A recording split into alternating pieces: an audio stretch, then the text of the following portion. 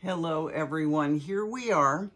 We're going to get going with Revelation 12, all right? And we left off hearing about the two witnesses that God called the two olive trees and the two lampstands that stood before his throne. And these witnesses of God were extremely dangerous because they could kill you with the fire coming out of their mouths if you got in their way, rebuking them, opposing them, okay?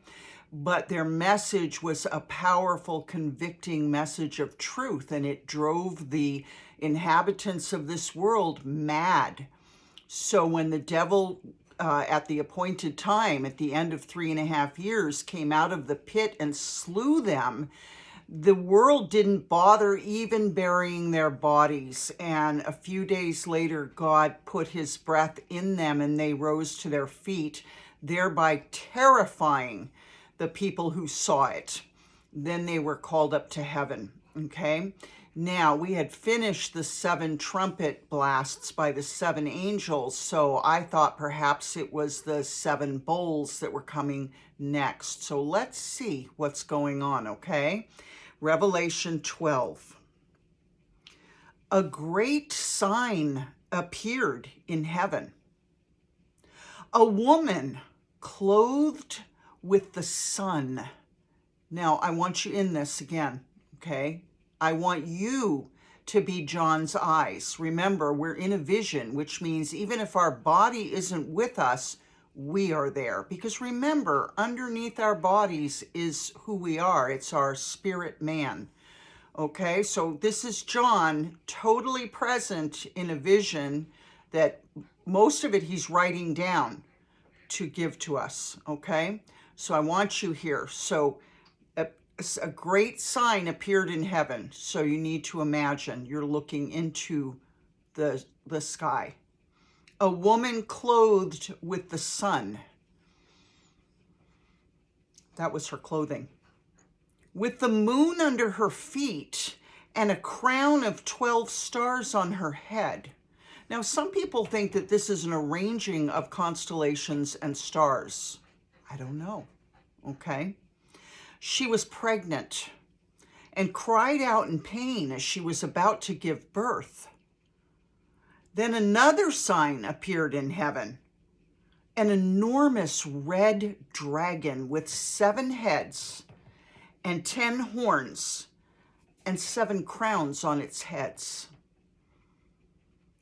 Okay, so let's imagine that. It's a 7-headed dragon, and across these 7 heads are 10 horns. So somebody's got an extra horn or 2 in there, okay? And there are crowns on each of the 7 heads. Its tail swept a third of the stars out of the sky and flung them to earth. Can you imagine seeing something like this? The dragon stood in front of the woman who was about to give birth so that it might devour her child the moment he was born. Disgusting, huh? She gave birth to a son, a male child, who, quote, will rule all the nations with an iron scepter, end quote. Jesus. And her child was snatched up to God and to his throne. The woman fled into the wilderness to a place prepared for her by God, where she might be taken care of for 1,260 days, 3.5 years. Now, some people think this is a place called, I want to say, Pergamos. It's a pink rock city that's been built into the mountainside, and there's only one way in. And it would be extremely difficult for any armies to get in there or for it to be bombed or anything. Okay, it's a very safe place. I think, please, if it's not called, no, I'm sorry, it's called Petra. I don't know what I'm thinking of. Let me give you the description really quick of Petra. It's a real place, okay? And often it's been cited as the place where people will be able to run, notably perhaps the Jews. Okay, Petra. Let's see. It's a historic and archaeological city in southern Jordan. It is adjacent to the mountain of Jabal el-Madba, which sounds Iranian or Iraqi, in a basin surrounded by mountains from the eastern flank of the Arabah Valley. And we know the Arabah, that was Abraham in his time, running from the Dead Sea to the Gulf of Aqaba. The area around Petra has been inhabited from as early as 7000 BC. Okay, so that's the area around it. It goes on to talk about the trading of the peoples around it. And here it is. I'm going to read this description from Wikipedia, or from their website, excuse me. Petra, and you can look it up, Petra, and you can look at it. It's amazing. Petra is a famous archaeological site in Jordan's southwestern desert. Dating to around 300 BC, it was the capital of the Nabatean kingdom. Accessed via a narrow canyon called Al-Siq, S-I-Q, it contains tombs and temples carved into pink sandstone cliffs, earning its nickname the Rose City. Perhaps its most famous structure is 45-mile high. Hold on one second. Sugar, stop it right now. Sorry, my dog's crated because she just had a bath and I've given her a bone to chew on, and she's panting really loud to get my attention. Perhaps its most famous structure is the 45, I don't know, it's M. It couldn't be 45 miles high. I don't know, maybe Al-Kesna, a temple with an ornate Greek-style facade and known as the Treasury. Sugar, be quiet. All right, so here we go. So the woman fled into the wilderness to a place prepared for her by God, where she might be taken care of for 1,260 days. Then war broke out in heaven. So here's John watching all of this. A war just broke out in heaven. Michael and his angels fought against the dragon, and the dragon and his angels fought back, but he wasn't strong enough, and they lost their place in heaven. The great dragon was hurled down, that ancient serpent called the devil or Satan, who leads the whole world astray. He was hurled to the earth and his angels with him. Then I heard a loud voice in heaven say, quote, "Now have come the salvation and the power and the kingdom of our God and the authority of his Messiah. For the accuser of our brothers and sisters, who accuses them before our God day and night, has been hurled down. They triumphed over him by the blood of the Lamb and by the word of their testimony." So your testimony of believing in Jesus Christ slays the dragon, okay? They didn't love their lives so much as to shrink from death. These would be tribulation saints who are being martyred for their testimony. They've won. They've won. Doesn't matter whether their bodies are taken from them for a moment, because you know you're going to get your body back at some point. Therefore rejoice, you heavens, and you who dwell in them, but woe to the earth and the sea, because the devil's gone down to you. He's filled with fury because he knows his time is short. When the dragon saw that he'd been hurled to earth, he pursued the woman who had given birth to the male child. The woman was given the 2 wings of a great eagle so that she might fly to the place prepared for her in the wilderness, perhaps Petra, where she would be taken care of for a time, times, and half a time out of the serpent's reach. That's 3.5 years. Then from his mouth the serpent spewed water like a river to overtake the woman and sweep her away with the torrent. But the earth helped the woman by opening its mouth and swallowing the river that the dragon had spewed out of his mouth. So perhaps it was a flood and an earthquake. Then, at least it looked that way. Then the dragon was enraged at the woman and went off to wage war against the rest of her offspring, those who keep God's commands and hold fast their testimony about Jesus. All right. Revelation 13. And a rebuke to the dog. Sugar, you're going to get in trouble. Be quiet. Stay. All right, here we go. 13.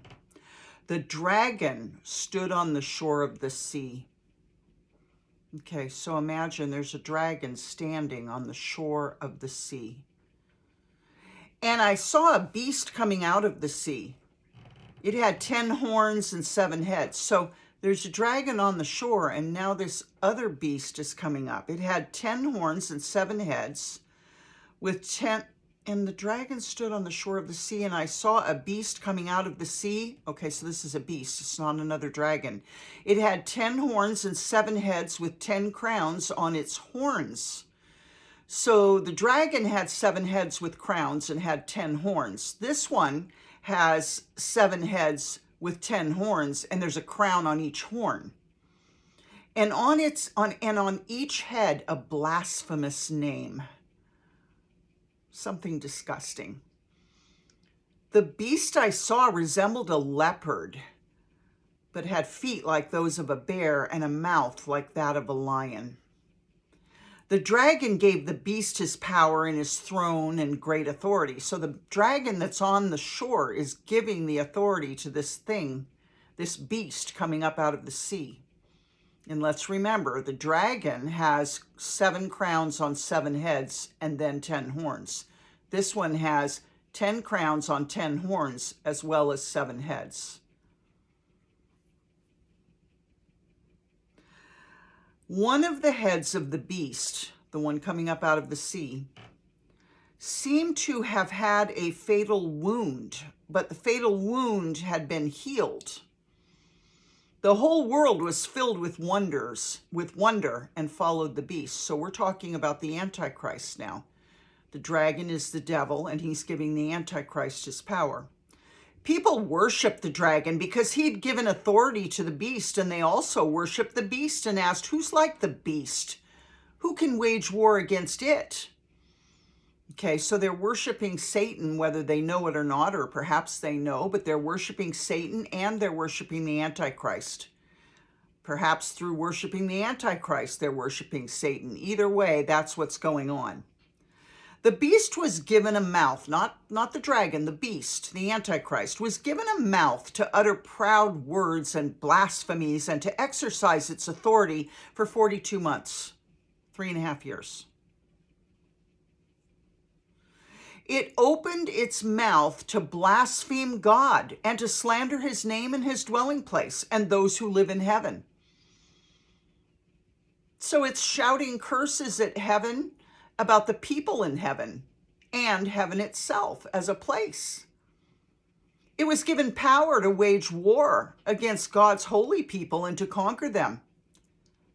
And it was given authority over every tribe, people, language, and nation.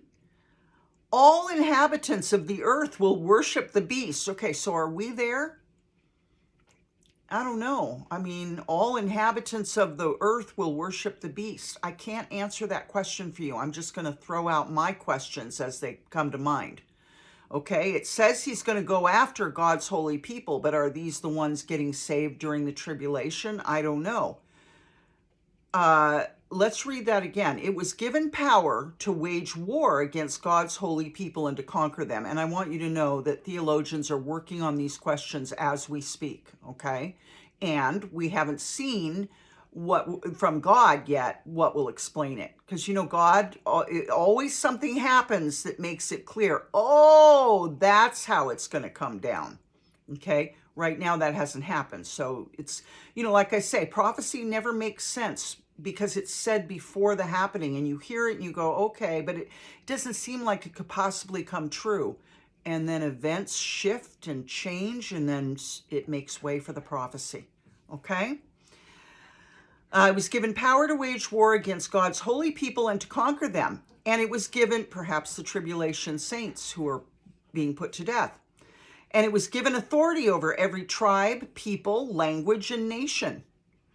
All inhabitants of the earth will worship the beast, all whose names have not been written in the Lamb's book of life, the Lamb who was slain from the creation of the world. So these are all lost people.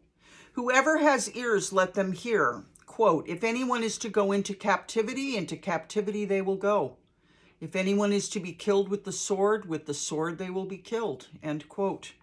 This calls for patient endurance and faithfulness on the part of God's people. Now's the time to really get faithful, people. Don't leave the Lord. And I want to address something. If you sin and fall down, don't leave the Lord, okay? Get in front of him right away, all right? A lot of people fall away because they commit a sin and go, oh no, I'm too embarrassed. Get yourself, I don't care how bad the sin is, get yourself in front of the Lord, okay? Don't run, because where can you go? His eyes are everywhere in the earth. Just get right back in front of him, okay? I must be saying that to somebody. I don't know. But it's not about you sin and you're unworthy. We're all unworthy, okay? Just get back in front of your God, all right? Don't ever be afraid like that, ever. I don't care what you've done. Don't ever be afraid like that. You have faith, okay? Because according to your faith, it's going to be done for you. Okay, verse 11. Then I saw a second beast coming out of the earth. It had 2 horns like a lamb, but it spoke like a dragon. It exercised, I hope you can bear with the dog panting. she's, I don't know if you can hear her, but she's panting to get my attention so that she won't bark, because she knows then I'll be more angry at her. All right, Sugar, stop. So you get to know about Sugar Baby through this whole video. Okay, here we go. So here comes this beast. It has 2 horns like a little lamb, but it spoke like a dragon. It exercised all the authority of the first beast on its behalf. So it's talking on behalf of the first beast. And made the earth and its inhabitants worship the first beast, whose fatal wound had been healed. Now, if it has 2 horns like a lamb, does that mean that it represents something that's akin to the Lamb of God? Like perhaps it's a church, like perhaps it's, now this isn't God's truth, this is me talking. Perhaps it's a denomination, perhaps it's the Pope. But whoever it is, it's going to be a religious leader. Maybe it's Joel Osteen. I don't know, I'm throwing names out, okay? People with big 30,000 person churches. It's going to be somebody of the faith that is going to direct the people to worship the beast. He's going to be false, okay?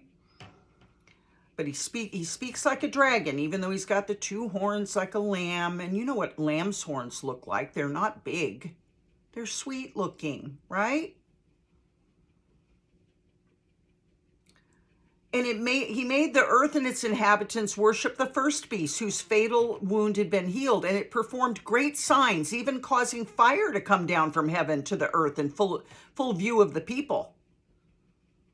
This is the second beast. So this could be, say, I'm just going to say, don't take offense. Let's say it's the Pope. And all of a sudden the Pope is doing great signs. And you're thinking, because you're in his church, you're thinking, wow, look at Christians go. But in fact, you're in the wrong place, because he's actually the second beast. But you don't know it because he's in the garb of a Christian, someone who represents Christ. And he's doing all these things. I'm going to call fire down. And you're like, wow. Okay, don't be deceived. Remember, we worship the Lord in spirit and in truth. We don't do it through praying to saints, praying to Semiramis and Tammuz, the mother and child. We don't do that, okay? It's just you and God. It's just me and God when I'm praying. I don't have to go through saints. I don't have to buy little figures of arms and legs to pray for your healing. And I'm not trying to, once again, I'm going to say it over and over. There are born-again Christians in the Catholic Church, so don't throw the baby out with the bathwater, okay? It's just that church as an institution is truly off in a weird direction, okay? So It's plausible to think that the Pope could be the second beast. It's very plausible, just based on what they themselves promote, okay? So make sure your ear is to the track and you're listening to your Lord, okay? So it performed great signs, this second beast, even causing fire to come down from heaven to the earth in full view of the people. Because of the signs it was given power to perform on behalf of the first beast, it deceived the inhabitants of the earth. Because it ordered them to set up an image in honor of the beast. So this would be the Pope saying, let's set up an image of the first beast, the Antichrist. Can you believe it? And people will think they're serving the Lord.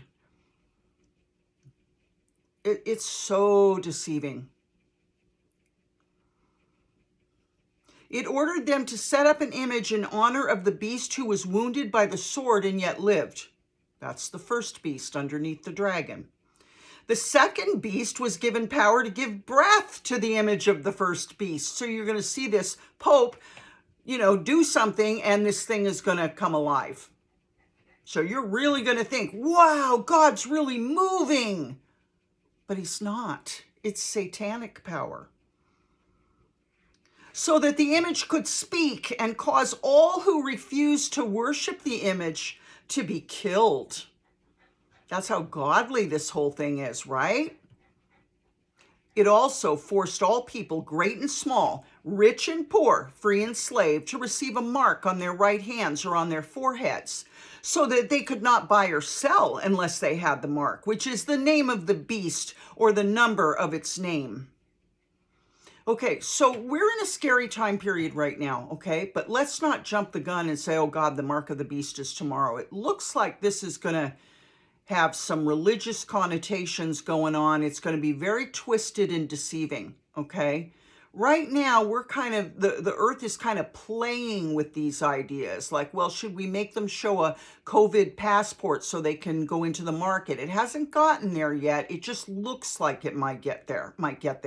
But that doesn't even have to be the actual mark, okay? Now, I'm not saying we be stupid, because there's a lot of stuff going on that looks like we're headed that direction, okay? But this sounds very, very particular. This sounds like people have been put to death for not worshiping this statue, okay? And that at that point, that's where the marks get put on the hands and the foreheads, and you can't go into the market, okay? All right, I'm going to read that again. It also forced all people, great and small. And remember, this is a religious leader who's going to force all people, rich or poor, free and slave, to receive a mark on their right hands or on their foreheads, so that they could not buy or sell unless they had the mark, which is the name of the beast or the number of its name. This calls for wisdom. Let the person who has insight calculate the number of the beast, for it is the number of a man. That number is 666. Now, the number 6 does represent man, as 7 represents Jesus, okay, in biblical numerology. But it says here, let the one who has insight calculate. Now, you can go online and find people who are calculating, trying to figure out this number 666. Let them do it. Don't say they're jumping the gun or doing something wrong. It says right here, let the person who has insight calculate the number of the beast. Let them try. We got to have someone that may come up and tell us this is it, okay? Unless this is talking to, even if it's talking to the most godly person on earth, that person still has to calculate it, has to figure it out, okay? So I'm going to leave that alone. I'm just putting that out there, that you will find people trying to calculate it. Let them keep going, okay? Revelation 14. Then I looked, and there before me was the Lamb, capital L, standing on Mount Zion, and with him 144,000 who had his name and his Father's name written on their foreheads. Now, I don't know if the tribulation saints are under the altar and the church was raptured before any of this happened. I don't know, okay? I tend to believe the church has been removed, and it sounds like this is after tribulation or during it. I don't know. But the 144,000 are Jewish people. So I'm thinking maybe the tribulation saints are already up in heaven under the altar, or perhaps they're not. And here's Jesus standing on Mount Zion, and with him 144,000 who had his name and his Father's name written on their foreheads. And I heard a sound from heaven like the roar of rushing waters. Think waterfall, Niagara Falls, that's rushing waters. Think of that sound. Shh. Okay? And like a loud peal of thunder. So he heard a sound from heaven like the roar of rushing waters and like a loud peal of thunder. So something really cracked loudly. The sound I heard was like that of harpists playing their harps. How beautiful. And they sang a new song before the throne and before the four living creatures and the elders. No one could learn the song except the 144,000 who had been redeemed from the earth. These are those who didn't defile themselves with women, for they remained virgins.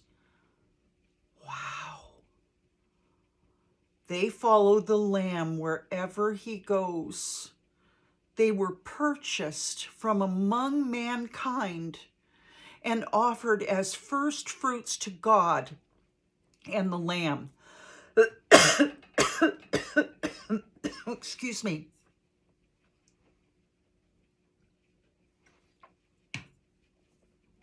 No lie was found in their mouths. They are blameless. Then I saw another angel, picture it, flying in midair. And he had the eternal gospel to proclaim to those who live on the earth, to every nation, tribe, language, and people. He said in a loud voice, "Fear God and give him glory, because the hour of his judgment has come. Worship him who made the heavens, the earth, the sea, and the springs of water." That's interesting, huh? So, maybe there's more people that are going to come and be martyred. I don't know. A second angel followed and said, "Fallen, fallen is Babylon the Great, which made all the nations drink the maddening wine of her adulteries." A third angel followed them. Stay in the picture, okay? And said in a loud voice, "If anyone worships the beast in its image and receives its mark on their forehead or on their hand, they too will drink the wine of God's fury, which has been poured full strength into the cup of his wrath." No matter what you do, I don't care if they have a gun to your head, don't take that mark on your hand or your forehead.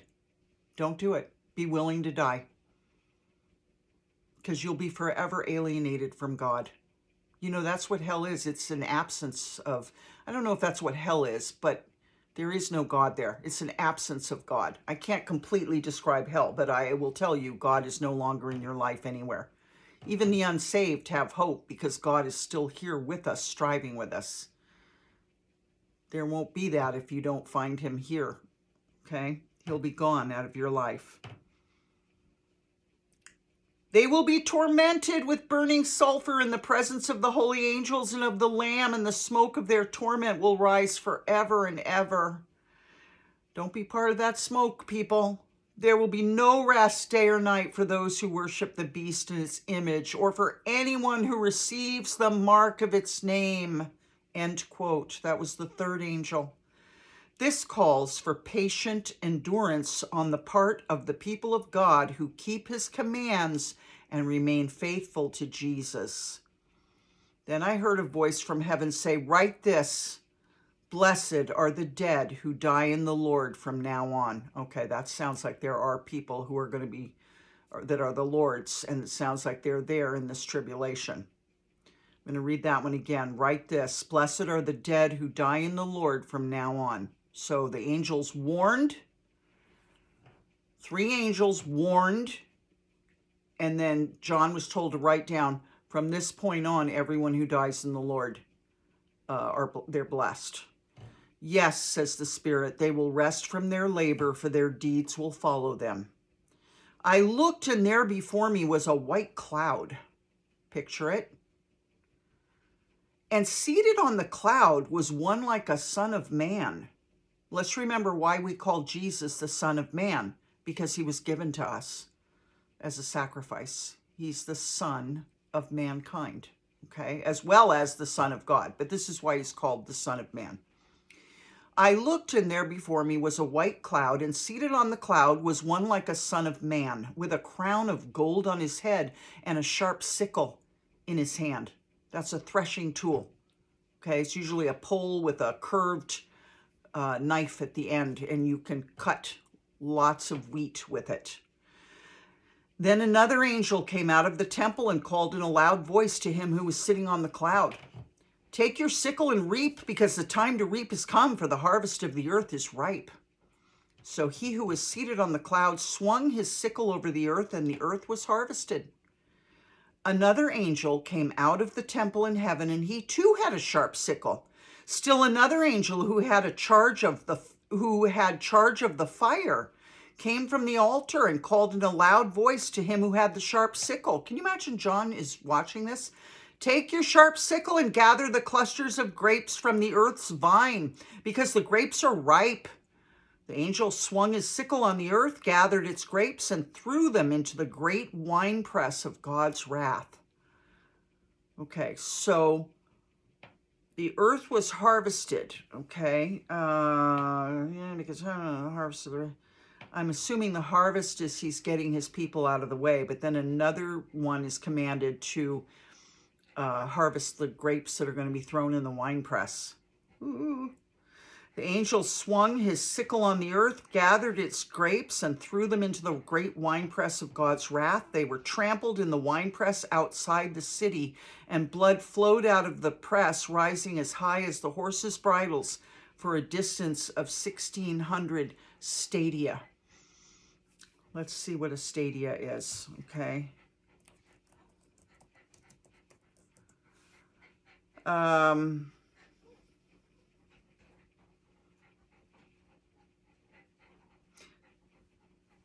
Oh, okay, excuse me. Just bear with me. We're finished for the night, but bear with me. Oh, a stadia is a sports arena. Oof.